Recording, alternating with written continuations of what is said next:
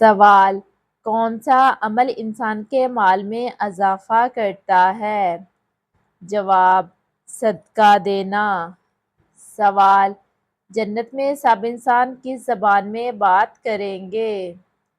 جواب: عربی زبان میں۔ سوال: کون سا گناہ کرنے والا قیامت کے دن کتے کی شکل میں اٹھے گا؟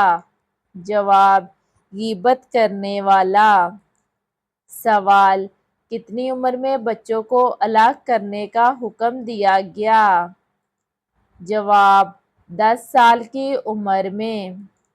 سوال: جب نمرود اور اس کی قوم کی نافرمانی حد سے بڑھ گئی تو اللہ تعالیٰ نے کیا عذاب بھیجا؟ جواب: مچھروں کا عذاب۔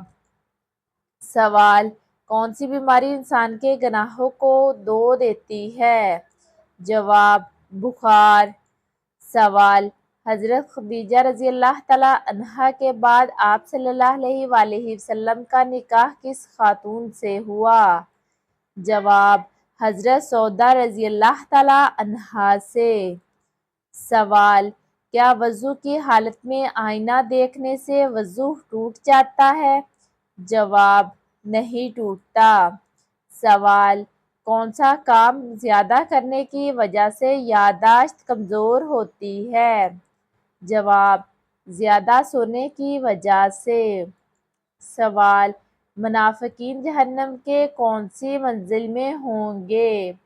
جواب: آخری منزل میں۔ سوال: مسلمان جنات کہاں پر اکٹھے ہو کر عبادت کرتے ہیں؟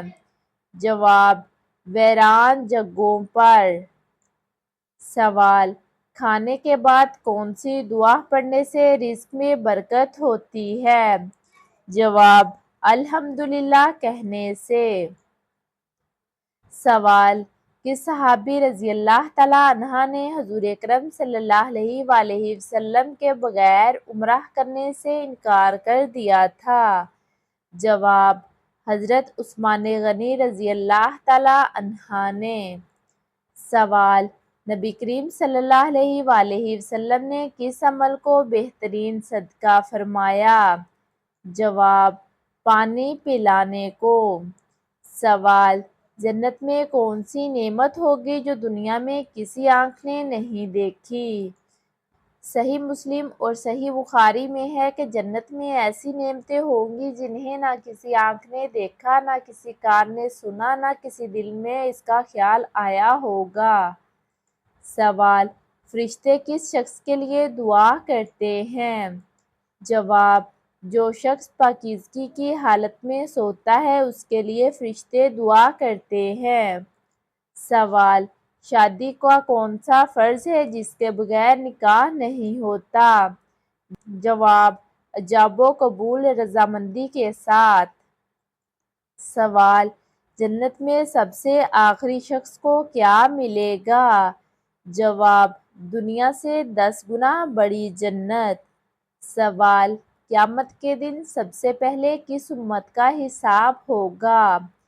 صحیح مسلم میں ہے کہ سب سے پہلے امت محمد صلی اللہ علیہ وآلہ وسلم کا حساب ہوگا۔ سوال: کیا جنت میں بڑھاپا آئے گا؟ جواب: نہیں، جنت میں ہمیشہ جوانی رہے گی۔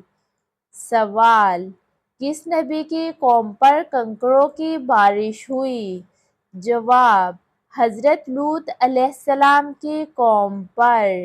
سوال: قرآن پاک میں کس نبی نے اپنے بیٹے سے کہا ہمارے ساتھ سوار ہو جاؤ؟ جواب: حضرت نوح علیہ السلام نے طوفان نوح کے وقت اپنی کشتی میں سوار ہونے کی دعوت دی۔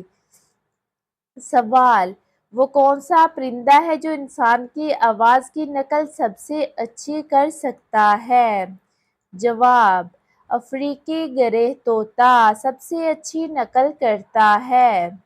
سوال: کس نبی علیہ السلام کے لیے ہوا 1 مہینے کی مسافت صبح اور 1 مہینے کی شام کو طے کرتی تھی؟